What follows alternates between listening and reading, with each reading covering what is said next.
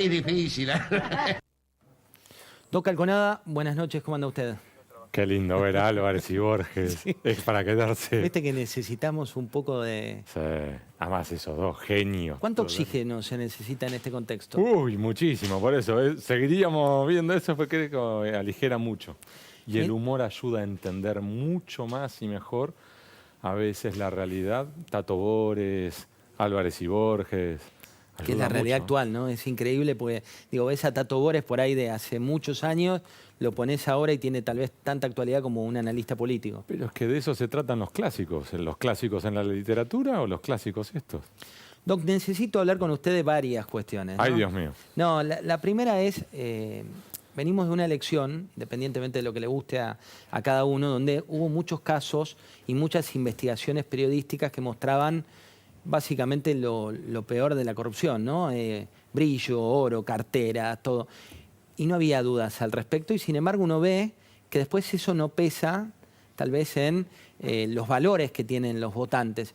¿A qué lo atribuís y qué sentís vos que sos periodista de investigación? A ver, en términos teóricos, los escándalos de corrupción suelen hacer mella en los protagonistas de esos escándalos en situaciones de recesión económica, contracción. Es decir, cuando la situación viene bien y esto es toda una fiesta, la mayoría suele hacer, no, déjalo ahí, que vamos bien, yo también estoy ganando dinero, déjalo. Que si querés es en parte cuando, por ejemplo, Carlos Menem era rubio, de ojos celestes, y según Gino Bogani, uno de los 5 hombres más elegantes del planeta, ¿te acordás? Sí, y vos mirabas así y decís, esto es chiste. Sí. Esto por un lado. Y por el contrario, cuando empiezan los ciclos de retracción económica, es donde todos empiezan, bueno, se prendió la luz, ahora hay que pagar las cuentas de la fiesta, vos tomate champán, yo no, hacete cargo. Entonces, ahí cambia la ecuación. Ahora, eso es en términos teóricos. En términos prácticos, después también corresponde al contexto. Entonces, mencionabas, por ejemplo, Insaurralde, el yate. Y después hay que ver contra quién competía el pollo de Insaurralde en Loma de Zamora. Para quienes no son de Loma de Zamora, sepan que el pollo de Insaurralde competía contra el ex colaborador Alfil de Insaurralde durante 10 años. Jefe de gabinete, ¿no? Había sido en su Entonces, intendencia. para la gente de Loma de Zamora era decir, lo mismo. Era más o menos parecido. Y si querés es algo parecido, José, lo que ha pasado también en términos nacionales. Entonces uno puede decir, bueno, ¿cómo es posible que Sergio Massa al terminara primero en esta vuelta electoral en desmedro de Milei o de Patricia Bullrich? Y uno podría decir, bueno, sí, es que en realidad Sergio Massa tampoco es que compitió contra la Mujer Maravilla y la combinación de Winston Churchill, Konrad Adenauer, Albert Einstein, la Madre Teresa, sino que tenías una situación en la cual mucha gente, por distintos motivos, tenía pruritos, tenía miedos, tenía temores. Yo lo digo clarito porque ya lo he expresado varias veces. Patricia Bullrich en los 2 debates presidenciales dejó muchísimo que desear, muchísimo. ¿Vos creés que afectó todo el tema de los debates? Yo creo que sí. A ver, otra vez, en términos teóricos, se suele decir que los debates afectan poco, mueven poco el amperímetro. Supuestamente el voto no se afecta con O un que debate. mueve, si se quieren, los márgenes entre los indecisos. Ahora, recordemos algo, según las encuestas que vienen patinando de lo lindo, por lo menos era interesante que marcaban que hasta el 20% del electorado fue a las urnas el domingo pasado sin saber a quién iba a votar. Es decir, abrió la puerta del cuarto oscuro y dijo, Voy por acá. a ver qué hago. Bueno, ahí tengo una pregunta respecto del cuarto oscuro, ¿no? Y tiene que ver con, en el último tiempo estamos cada vez más con el celular prendido, que te llegan viralizaciones, videos, muchas fake news realmente, Uf. pero también mucho debate respecto de lo que viene. Y te quería preguntar, vamos a una elección definitiva donde una fuerza tiene un aparato, una especie de circulación nacional, la otra es incipiente y casi no tiene fiscales. ¿Cuán preocupante es esto?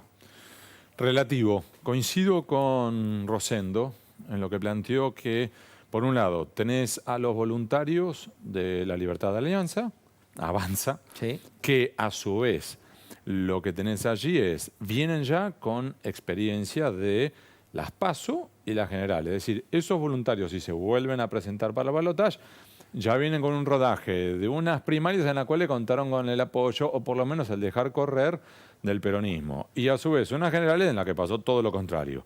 Entonces ya, si lográs convocarlos por tercera vez, ya tenés chicos y chicas con cierto rodaje, con cierta experiencia, por lo menos mínima.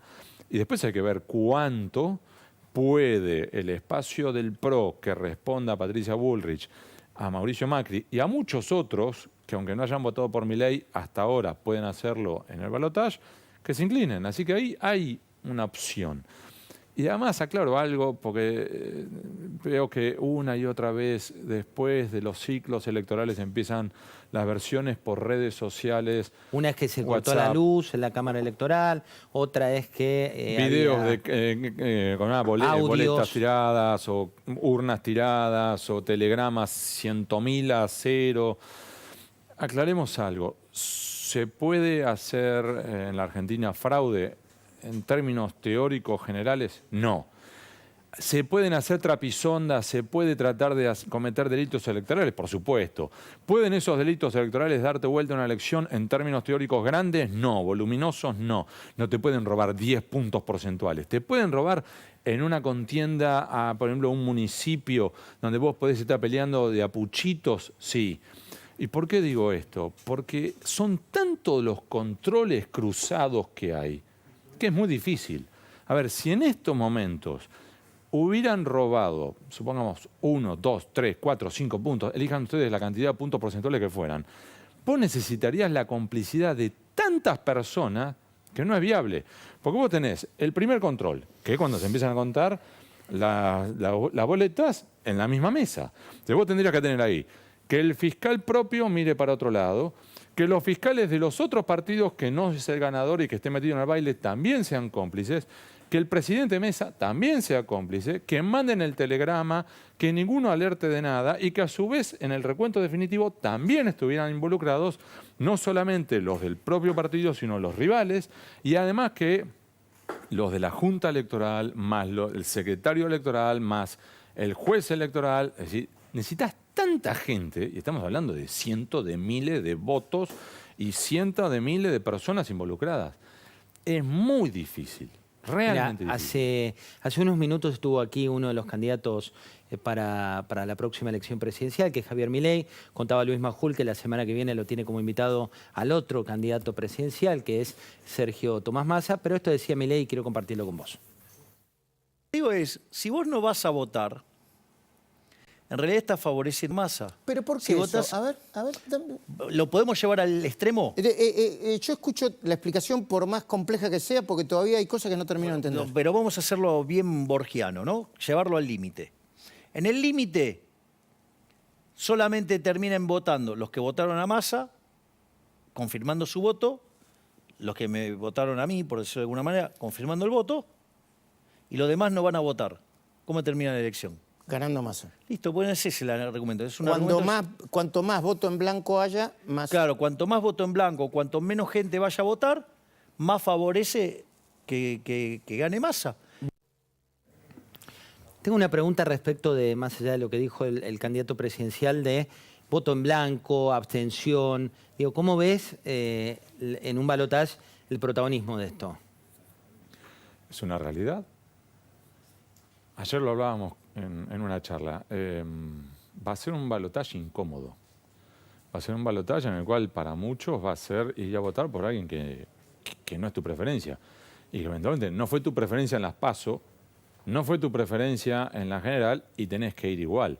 Y a su vez sí es cierto que si vos votás en blanco o impugnás o no vas o lo que fuere, tiende a favorecer al que vaya primero. Ahora, la pregunta a su vez es, ¿y quién es el que va primero? O sea, ¿cómo sabemos? Sí, es cierto que Sergio Massa hasta ahora ganó en la general. Ahora, ¿y eso te garantiza algo? Según como lo veas. Empezás a sacar la cuenta y decís, bueno, sí, Sergio Tomás Massa va 36 a 29, 30. Bien, fenómeno. Ahora, ¿eso significa que entonces él tiene hasta ahora el 36, pero el 64 está en contra de él? Entonces, ¿podrías decir que Milei ganaría 64, 36? No, porque podrías Bregman para un lado, podrías jugar para Massa más. Entonces, yo tendría mucho cuidado con hacer aseveraciones y pronósticos. José, vos y yo en la redacción. hemos visto pasar supuestos expertos que nos dijeron Rodríguez Larreta es presidente hace un año. Después, Se ganaba por 1 millón de votos. Patricia Bullrich gana fácil. Después fue Javier está para ganar en primera vuelta. Y ahora te dicen con la misma seguridad, no, Massa viene marchando. Yo invito a tener mucha más cautela, sobre todo porque el universo de personas que está indecisa es enorme. Y esas personas, reitero, va a ocurrir algo parecido a lo que vivimos el 22 de octubre, que es, van a ir al centro de votación sin tener idea qué van a hacer. Puede llegar a ser que impugnan, que voten en blanco, o que cuando abran el cuarto oscuro y se encuentren entre las boletas, van a tener que responder una pregunta muy incómoda, que es, ¿cuál es tu límite? Hablando de límites, ¿crees que los valores están hoy un poco truncos? Digo, hoy cuando ves las investigaciones, cuando ves lo que pasa en materia de corrupción, cuando ves lo que pasa en materia de política cada vez más poderosa dentro de algún espacio, ¿es una dificultad? Yo veo eso como un enorme ejercicio de hipocresía, José. A ver, me dedico a hacer investigaciones, pero al mismo tiempo, José, vos y yo lo hemos hablado, que por ejemplo el financiamiento electoral es un enorme ejercicio Caja de negra. hipocresía donde todos dicen que recibieron aportes por 3.000 pesos. Y vos mirá, decís, Y la ciudad está empapelada, el país está empapelado, la provincia está fortunas, empapelada. decenas de millones de dólares que gasta cada uno de los contendientes en negro. Entonces, eso requiere fondos. Entonces, o sinceramos la situación y decimos cuánto vale una campaña electoral en la Argentina y el Estado pone ese dinero, o por el contrario, seguimos con este ejercicio de hipocresía en el cual decimos que no y después tenemos facturas truchas, los chocolates, los empresarios poniendo dinero en bolsos. Entonces, eso es un eje. Y después tenés el otro eje, que sí, obviamente, vos tenés el pirata que busca llegar al Estado para recaudar fondos. Y eso también incluye a la gente de Milei.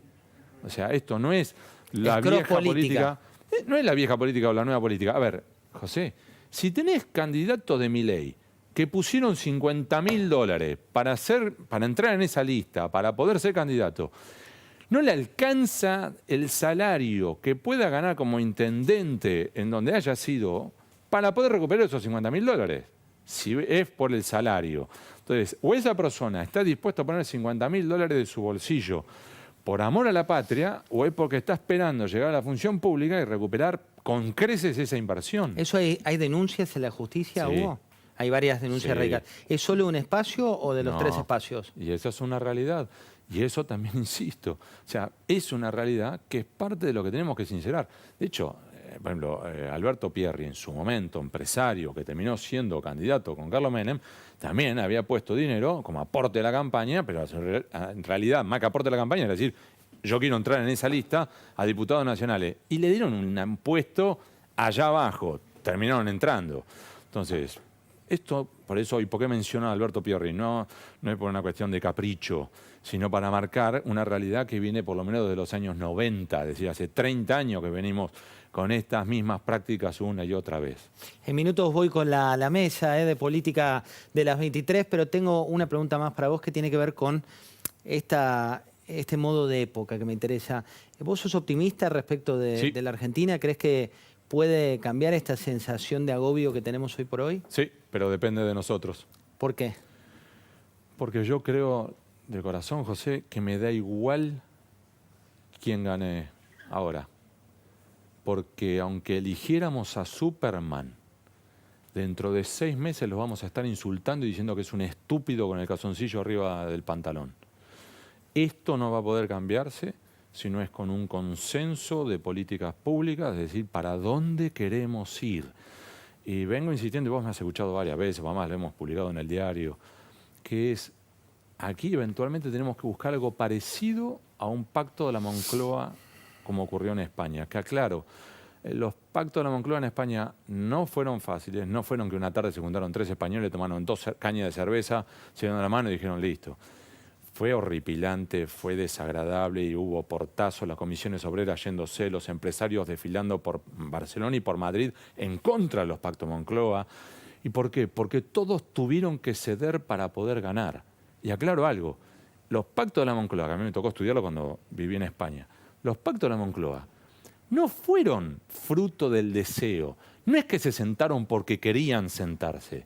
Se sentaron porque no quedaba otra, fruto de la desesperación. Porque lo que estaban viendo era que los chicos de ellos, los españoles chicos, se estaban yendo a Alemania, a Francia, a Italia, a Estados Unidos. Entonces, lo que estaban viendo era que, así como estaban, España no caminaba. Por supuesto, después podemos aclarar que, bueno, también tenían la atracción de Alemania como locomotora de la Unión Europea. Sí, ya sé todo eso. Pero acá, eventualmente, en algún momento van a tener que sentarse, todos los que tienen que sentarse, dirigentes sindicales, empresariales, de la política, por supuesto, es decir, Hoy ¿qué parece queremos? utópico, ¿no? Digo, con el contexto al que vamos y cómo estamos. Pero a su vez, como en España, es fruto de la desesperación. Entonces vos me decís, pero entonces, Hugo, ¿cómo es esto? Empezaste diciendo que sos optimista. Cuando tenés, como vos mencionaste ahí, vos tenés ya el 51% de la población como mínimo que está por debajo de la línea de pobreza. Tenés, Con el dato que viene, correcto. y después tenés cuántos indigentes, 1 de cada 8. Sí. Eso significa que 1 de cada 8 argentinos esta noche tiene hambre. Y además estamos hablando que el 62-63% de los pibes menores de 17 está por debajo de la pobreza. Reitero, 2 de cada 3 pibes argentinos es pobre. Con un 140, 150, 180% de inflación anual, ¿qué pretendemos? ¿Que vamos a estar un poquitito mejor? No. ¿O que el tortazo viene? Entonces, o sinceramos la situación, es decir, para las decisiones que hay que tomar, lo elijamos a Milei o lo elijamos a Massa, en 6 meses lo estamos puteando diciendo es un inútil, que no puede resolverlo, porque no es posible uno solo. Nada es es inviable. posible uno solo. Muchas gracias, Doc, por Buenas haber noches, venido, José. sobre todo por el optimismo. Yo soy optimista. Me quedo con ese título. Voy a compartir con ustedes la última parte de la entrevista con Mauricio Macri y ya vamos a analizar todo lo que pasó esta noche y lo que viene con una mesa realmente de lujo. Así que mirá la última parte de la entrevista y vamos al análisis.